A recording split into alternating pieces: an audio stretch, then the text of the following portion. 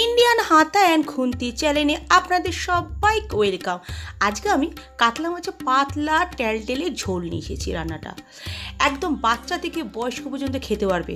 দেখতে থাকুন আমার পুরো ভিডিওটা। আমি মাছটা ধুয়ে নিয়েছি, ধুয়ে পরিষ্কার করে নিয়েছি, নুন মাখিয়ে অল্প সামান্য সর্ষে তেল মাখিয়ে রেখে দিয়েছিলাম যাতে না পটা পটা করে ফাটে, তার জন্য।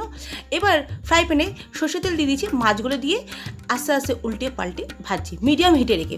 এবার খুব তাড়াতাড়ি রান্নাটা করতে হবে আমার অফিসের টিফিনের জন্য।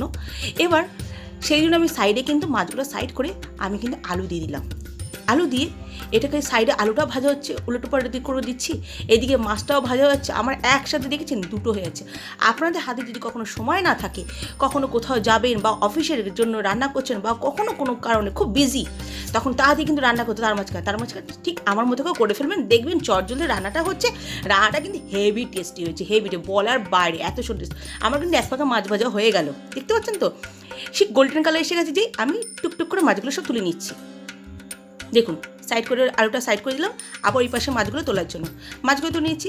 এবার আলুটাকেও আমি কিন্তু একটু নাড়াচাড়া ওলট পালট এপিট ওপিট করে নিচ্ছি, করে নিয়েও আমি কিন্তু আলুগুলোও তুলে নিচ্ছি। কেন আলু আর ভাজবো না, ঝোলেই তো ফুটবে না, অত ভাজা দেবো, একটু কালারটা চেঞ্জ হলেই হবে, বেশি করব না। ঝোলের জন্য কিন্তু আমি এই যেইটুকুনো তেল পাচ্ছে না, সর্ষের তেলটা, যে আলু ভাজার পরে এই তেলটাতেই কিন্তু আমি রান্নাটা করব। আপনারা দেখতে থাকুন পুরো ভিডিওটা, বুঝতে পারবেন সিম্পল রান্নাটা কী করে করতে, কিন্তু টেস্টি রান্না। আবার এই যে সাদা জিরে ফোড়নটা দিয়ে দিলাম, ওই তেলের মধ্যেই দিলাম।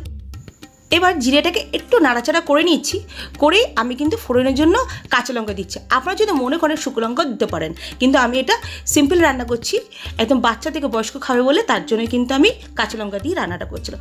আর ঝিঙে দিলাম, ঝিঙেগুলো দেখুন কেটেছি লম্বা লম্বা করে, সরু সরু করে কচি ঝিঙে কেটে দিয়ে একটু নাড়াচাড়া করে দিলাম ফোড়নের সাথে, মশলা মানে তেলের সাথে, যাতে মাখামাখি করে একটু ভাজা ভাজা হয়ে যায়। হলে আমি এখন স্বাদ মতো লবণ দিয়ে দিচ্ছি। লবণটা দিয়েও একটু নাড়াচাড়া করে নিতে হবে, করে নিয়েই কিন্তু আমি মশলাটা রেডি করছি। কি মশলা দিচ্ছি দেখতে থাকুন।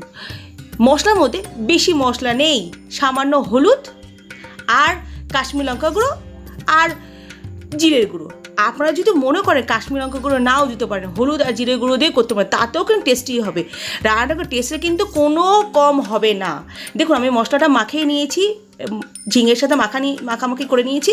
এবার দেখুন আলুগুলো যে ভেজে রেখে দিয়েছিলাম, এবার আলুগুলো দিয়ে দিলাম, দিয়ে এই আলুগুলো কিন্তু ভালো করে ঝিঙে আলু মশলা সব একসাথে গড়াগড়ি করে মাখিয়ে দিলাম। মাখিয়ে এবার দেখুন আবার ভালো করে কষাতে হবে। যত কষাবেন তত টেস্ট হবে, যত কষাবেন তত। তাও কিন্তু মিডিয়াম হিটে, হাই হিটে রেখে তাড়াহুড়ো করে, আবার তাড়াহুড়ো করছি বলে হাই হিটে রেখে করবো না, করলেই রান্না পুড়ে যাবে, করলেই মশলা পুড়ে যাবে, দরকার নেই। আমি একদম হাই হিটে করবোই না, মিডিয়াম হিটে রেখেই করব, কিন্তু কষিয়ে যাব। আমার কষানো যেই হয়ে গেছে মশলা বোঝা যাচ্ছে, আমি কিন্তু বড় কাপে 1 কাপ এমনি জল দিলাম। আপনারা যদি মনে করেন ঝোলটা একটু বেশি করবেন, তাহলে কিন্তু 2 কাপ জল দিতে পারেন। আমি একটু ঝোল বেশি করব না, কিন্তু টিফিনে তাহলে পড়ে যাবে, দরকার কি, সেই জন্য আমি 1 কাপে জল দিলাম। এবার এটা ফোটা অবধি অপেক্ষা করতে হবে। ফুটে যেই গেছে আমার, দেখুন আমি তখনই নাড়ানাড়ি করতে শুরু দিয়েছি, একটু মিশিয়ে দিলাম। আপনারা একটু করে নেবেন, আমার মতো করে রান্নাটা করবেন, রান্নাটা খুবই সুন্দর। আর আমার ভিডিওটাতে না আপনারা লাইক করবেন, সাবস্ক্রাইব করবেন, শেয়ার করবেন, আমার খুব মজা লাগে আপনারা যদি করেন। আমার প্রতিদিন ভিডিও দিতে খুব ইন্টারেস্টিং হয়ে যায়। দেখুন এইবার মাছটা যে ভেজে রেখেছিলাম না, মাছটা দিয়ে দিয়েছি, দিয়ে এবার মাছটা দিয়ে একটু নাড়াচাড়া করলাম। এবার ফোটার জন্য অপেক্ষা করছি, মাছটা ফুটলেই আমি কিন্তু নামিয়ে দেবো। ভালো করে ভিডিওটা দেখবেন, তাহলে বুঝতে পারবেন। কোনো দিন যদি মনে করেন বেশি মশলা নেই, সিম্পল একটা রান্না করো, কিন্তু টেস্ট হবে রান্নাটা, এরকম রান্না করো, তাহলে আমার রান্নাটা করবেন আর আমার কথা মনে করবেন। আর আমি আজকের দিনের জন্য কিন্তু এইটাই ভিডিও লাস্ট। কালকে নতুন একটা ভিডিও নিয়ে আসছি, কালকের জন্য আপনারা অপেক্ষা করুন নতুন ভিডিওর জন্য। আজকের দিনের টাটা,